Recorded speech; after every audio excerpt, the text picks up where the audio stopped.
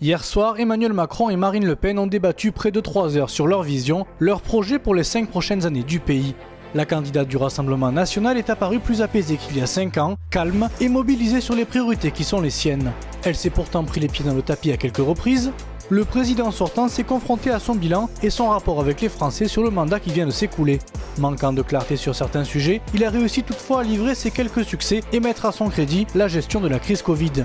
Mais il n'a pas su imposer une autre image que celle qui lui colle à la peau depuis longtemps, son attitude hautaine et au-dessus des autres.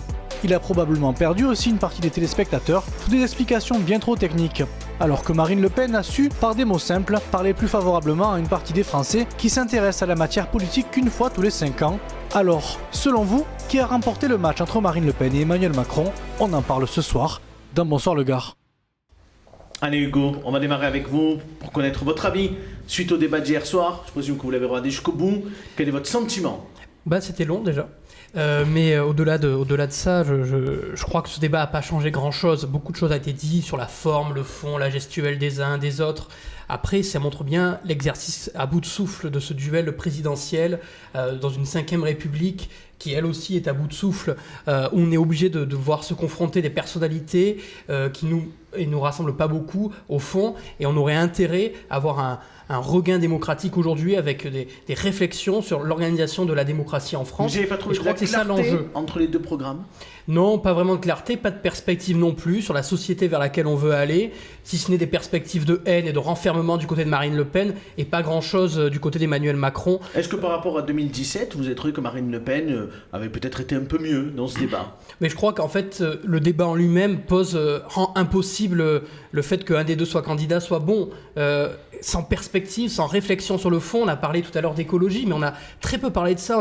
Il y a plein de questions qui ont été bâclées, abordées superficiellement. C'était pas à la hauteur des enjeux. 2h45 quand même. Oui. C'est justement, ça montre bien qu'il y a un problème. Si à un moment donné, en 2h45, on n'arrive pas à donner des perspectives de société, c'est qu'il y a quelque chose au-delà du débat présidentiel qui est à bout de souffle dans cette élection. Philippe Pécou, quel est votre sentiment suite au débat d'hier soir? Alors, on le sait, bien évidemment, vous soutenez le président sortant Emmanuel Macron, c'est important de le préciser. Mais en toute objectivité, quel est votre sentiment suite au débat d'hier soir?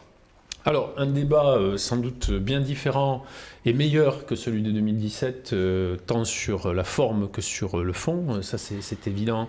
Et avec un président, évidemment, qui a été quand même au-dessus et sur tous les sujets, sur l'ensemble de la durée de l'émission. Il n'a pas trop été donneur de leçons quand même. Alors, si on a montré beaucoup aujourd'hui les images de la manière dont il s'est comporté aussi chaque fois qu'elle parlait, Marine Le Pen. Alors, si à modérer mes propos, même si effectivement, vous l'avez rappelé, mon bulletin sera pour le président sortant ce dimanche encore, j'ai vu un président qui effectivement avait quelques mimiques, quelques positions qui m'ont un peu dérangé, alors qui était peut-être et qui faisait partie de la stratégie voulue, mais qui n'était peut-être pas adapté à ce temps important de la démocratie. Un sentiment d'agacement peut-être de sa part face aux propos de Marine Le Pen. Il avait du mal à se contenir peut-être sur ce qu'il entendait. Peut-être, ou alors une volonté effectivement d'apparaître un peu différent face à une Marine Le Pen qui a déroulé son programme comme elle le fait habituellement.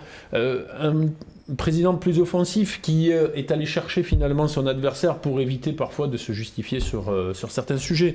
Donc il était dans l'offensive, il a été dans l'attaque et c'est là qu'il est très bon et qu'il est bon. C'était peut-être le meilleur moyen pour lui qu'on ne parle pas trop de son bilan au cours de ce débat. Marine Le Pen aurait pu l'attirer sur certaines idées, sur certains bilans. Elle n'a pas pu. C'était le pouvoir d'achat. On a senti qu'elle n'était pas extrêmement mobilisée sur la question. Et puis on a eu l'impression qu'il y a eu, je ne sais pas ce que vous en pensez, monsieur le maire, mais il y a eu 2 temps dans ce débat. Et presque au moment où il parle de la Russie en disant qu'elle est quand même inféodée par le prêt qu'elle a avec la Russie, on a l'impression qu'on est passé dans une autre séquence. Ensuite, dans le débat. Entièrement d'accord. C'est-à-dire que, d'abord, moi, encore une fois, je ne partage pas du tout l'avis, c'est un exercice parmi une campagne électorale. Mais il y a manqué quelques débats au premier tour. Voilà. Donc, dans toute une campagne, c'est un moment de rencontre. Moi, que j'ai beaucoup apprécié. C'est un moment important. Dans une campagne présidentielle. C'est pas plus un rituel qu'autre chose, en fait. Non, parce que moi, hier soir, qu'est-ce que j'ai vu? J'ai vu un projet de société de chaque côté. quelqu'un qui se referme sur l'Europe, qui dit l'Europe j'en veux plus, quelqu'un qui dit plus d'Europe, quelqu'un qui dit alors peut-être que ça a été technique. Nous, ce qu'on veut, c'est diminuer la TVA sans trop réfléchir. Le président qui dit mais nous on fonctionne plutôt sur des aides ponctuelles parce que justement la diminution de la TVA c'est pas juste. Enfin moi j'ai vu vraiment des idées hyper forte. Le nucléaire, même sur le nucléaire, et vous comprendrez que c'est un sujet qui m'intéresse, sur le nucléaire, les deux conceptions, on nous les fait rapprocher, mais elles ne sont pas rapprochées. En fin de compte, elles sont une qui est réaliste, celle défendue par le président, et une autre qui est une volonté, mais qui n'est pas timé dans le temps. Voilà, moi j'ai vraiment vu quelque chose. Mais est-ce que c'était pas trop difficile pour Marine Le Pen finalement? Parce qu'on lui fait un peu des reproches depuis hier soir et particulièrement aujourd'hui. Enfin, face à un président sortant qui a eu 5 ans d'expérience, qui a vécu une crise majeure Covid, c'était compliqué de se hisser à son niveau, non? C'est pour ça que les deux discours sont différents. D'un côté, on a un discours réaliste, quelqu'un qui est au pouvoir depuis 5 ans, qui est quelqu'un qui réforme profondément le pays, et de l'autre côté, quelqu'un qui agglomère du mécontentement. On l'a bien vu, enfin, tous les mécontents se sont mis derrière. La preuve, tout à l'heure, quand je disais que 19% de LFI passe chez Marine Le Pen, c'est ça, c'est du mécontentement, avec un programme de mécontentement qu'on agglomère, on ne fait pas une politique générale. Et c'est ça que j'ai vu hier soir. Moi, je suis très content du débat que j'ai vu, parce que j'ai vu une conception réaliste de la société, peut-être qu'il ne plaît pas, peut-être qu'il va falloir transformer, mais les moyens sont mis en place, les bases sont là. Hugo, et de l'autre côté, quelque chose de positif hier soir? Non, mais enfin, évidemment, il y a des éléments intéressants dans le débat, et je l'ai écouté, sinon j'aurais arrêté au bout d'un moment. Mais on aurait gagné à avoir des débats avant le premier tour avec d'autres candidats, comme c'était le cas il y a en 2017, ou en tout cas trouver des formes démocratiques qui le permettent à la télévision. Il n'y avait pas de sortant en 2017, c'est ça? Oui, mais il y a quand même aujourd'hui, on est dans un espace médiatique saturé d'images, on aurait pu avoir quelques images sur un débat de fond avec l'ensemble des candidats au premier tour.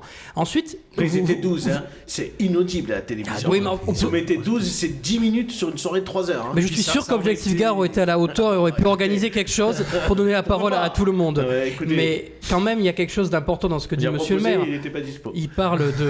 Il parle de mécontentement. Mais Emmanuel Macron n'a pas entendu le mécontentement. Moi, je vais voter Macron dimanche, je l'ai dit, et je sais pourquoi je vais le faire, pour empêcher les extrémistes d'arriver au pouvoir, l'extrême droite d'arriver au pouvoir. Mais on n'a pas beaucoup entendu de choses d'extrême droite hier soir. Mais bien sûr, c'était tout l'enjeu de Marine Le Pen, c'était de se séparer de l'image qu'elle avait, de l'image qui lui colle à la peau, à juste titre d'ailleurs. L'interdiction du voile dans l'espace public, c'est quand même un marqueur fort d'extrême droite. Si, il y a eu quand même des éléments. Mais le reste du temps, elle a cherché. Mais le mécontentement des gens dans les milieux populaires qui ne supportent pas la politique qu'ils subissent depuis 5 ans, Emmanuel Macron l'entend pas, et il n'y a rien qui est proposé pour l'entendre. Sur la retraite, il n'a rien remis en cause. Sur la réforme, sur l'ensemble des réformes qu'il veut imposer au peuple, il n'a rien remis en cause. Hugo, je vous trouve pour le coup extrêmement sévère. Mais il y a des propositions, je ne suis pas là pour défendre Emmanuel Macron, mais vous avez des propositions qui sont... Enfin, vous avez ce soir des remarques très sévères sur l'hôpital, sur l'éducation, le dédoublement des classes, etc. On ne peut pas dire qu'il n'a strictement rien fait. C'est compliqué de dire ça. Et puis, il a une mesure quand même, je ne sais pas ce que vous en pensez Philippe, qui est sur l'emploi, il a beaucoup insisté là-dessus quand même, mais sa perspective de plein emploi, c'est aussi une mesure sociale de redonner du travail aux gens. Quel emploi? C'est ça la question qu'on veut poser. Si c'est des emplois ubérisés de livreurs à vélo que les gens qui vont chez eux. Moi je veux des emplois dignes pour tout le monde. Des emplois dignes pour tout le monde. Non mais faut juste répondre. Alors moi j'aime bien les grandes phrases. Encore une fois, maire d'une ville de 20 000 habitants. Ce matin j'étais avec le directeur d'une société de cars à Bagnoles qu'on connaît bien tous, quoi. 28 emplois. 28 emplois, il recherche. Il en arrive sur le marché de Bagnols-sur-Cèze à mettre un camping-car pour recruter. Voilà. C'est 28 emplois de chauffeurs de bus à temps complet. Voilà. Après, il y a peut-être une problématique d'attractivité de l'emploi aussi. Ce que je suis en train de vous dire, c'est du montant dont on paye les gens. C'est une autre question. Ce que je suis en train de vous dire, c'est que quelque part, le plein emploi, on ne l'a jamais eu comme on l'a aujourd'hui. Alors, on peut critiquer la qualité, on peut critiquer tout ce qu'on veut. La réalité, c'est qu'aujourd'hui, on n'a jamais été, depuis 15 ans, à ce niveau-là. Philippe, voilà, ça c'est une réalité. Philippe, on est d'accord sur ce point. Il faudra avoir souci, malgré tout, dans le mandat qui va s'ouvrir, à avoir une revalorisation des salaires, parce que le pouvoir d'achat aujourd'hui est une question primordiale, cruciale, et on en entend parler tous les jours. Et effectivement, il faut que les salaires soient à la hauteur aussi des besoins des Français. J'en reviens sur le débat d'hier. On nous avait annoncé une Marine Le Pen qui s'était préparée pendant 5 ans à ce débat. Bon, écoutez, si c'est ça de débattre et de se préparer 5 ans avant... mieux vaut lui laisser encore une petite vingtaine d'années, peut-être qu'elle sera parfaite d'ici là. Je rejoindrai Hugo sur la forme après de l'organisation d'un tel événement. Un peu comme les affiches aujourd'hui sur les panneaux électoraux, je pense qu'il faut peut-être voir autre chose dans l'avenir pour moderniser un peu la campagne. Un dernier mot pour terminer. Suite au débat d'hier soir, est-ce que vous avez le sentiment que Marine Le Pen peut un jour devenir présidente de la République? Ou finalement, elle n'est pas suffisamment crédible pour convaincre les Français? Philippe? Bon, je pense qu'il y a toujours un plafond de verre et que le plafond de verre ne sera jamais franchi. Hugo? Moi, contrairement à ce que pensent les représentants de la majorité présidentielle ou les soutiens de la majorité présidentielle, je crois que Marine Le Pen peut devenir présidente. Et ça, c'est un vrai danger. Dès ce dimanche? Je crois que c'est possible. C'est pour ça qu'à gauche, avec le Parti communiste, on fait campagne pour qu'on utilise le seul bulletin à notre disposition, celui d'Emmanuel Macron, pour la battre dans les urnes le plus haut possible. Et ça, c'est un vrai danger. Si on n'entend pas la colère des classes populaires, le mécontentement des gens, on va vers de graves périls. Il faut le prendre en compte et agir en conséquence. Monsieur le maire, dans la commune de Bagnols-sur-Cèze, sur le marché le mercredi, est-ce que vous avez quand même une inquiétude? Commune de Bagnols où Marine Le Pen est arrivée en tête dimanche. Voilà, moi je suis en première ligne. C'est bien de préciser, Thierry. Je suis en première ligne. Quand je vais sur le marché, c'est mes électeurs et je sais ce que votent les électeurs. Donc, la réalité, alors je vais jouer le vieux, mais il y a 30 ans, quand à Orange, Bompard est arrivé, on a dit une commune, et puis ça sera fini. Hein. Et puis non, la réalité, c'est que ça continue. Donc, pour répondre à votre question, oui, il y a un risque. Oui, ce dimanche. Voilà, ce dimanche, il y a un risque. Il faut tous se mobiliser. Encore une fois, c'est un projet de société. Qu'est-ce qu'on veut faire? Je vais reprendre ce que disait le président Macron. 1 heure avant le résultat sur le Brexit, tout le monde croyait que... Voilà, on a voté le Brexit. Aujourd'hui, les sondages en Angleterre disent on aimerait bien faire marche arrière. Quand Trump a été élu, tout le monde voulait essayer. Aujourd'hui, on a vu... Donc, il faut faire hyper attention. Il y a un risque, mais ce n'est pas un risque de personne. Encore une fois, la personne, je n'ai rien contre Marine Le Pen, c'est un projet de société, de savoir ce qu'on veut dans ce pays. Est-ce qu'on veut de la démocratie ou est-ce que j'entends, comme j'ai pu entendre tout à l'heure, qu'on gouverne par décret, quoi. Et voilà. Ça, c'est la réalité.